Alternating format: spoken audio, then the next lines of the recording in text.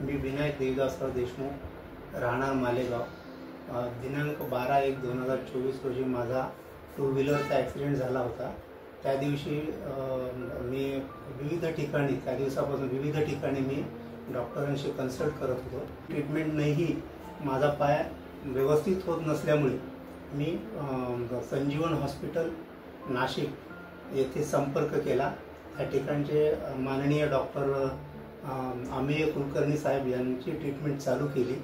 त्या ट्रीटमेंटच्या दरम्यान त्यांनी मला असं सजेशन दिलं की ACL रिकन्स्ट्रक्शन आणि मेनिस्कस रिपेअर या 2 आर्थ्रोस्कोपीद्वारे रिपेअर करण्याची अत्यंत आवश्यकता असून हे करणे अत्यंत आवश्यक असल्याचे सांगितले।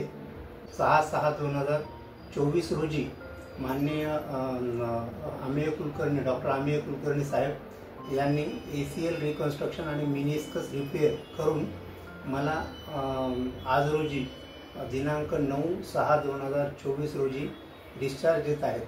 या दरम्यानच्या कालावधीमध्ये 6 ते 9 या कालावधीमध्ये संजीवन हॉस्पिटल येथील स्टाफ, माननीय डॉक्टर साहेब आणि नर्सेस, स्वीपर्स, त्याच्यानंतर OT असिस्टंट हे सर्व स्टाफ मला चांगल्या प्रकारे सहकार्य करून आणि रुग्णाची मानसिकता ओळखून प्रत्येक ठिकाणी सहकार्य करत गेले व मी आज आनंदात व्यवस्थित आणि चांगल्या पद्धतीने घरी जात आहे।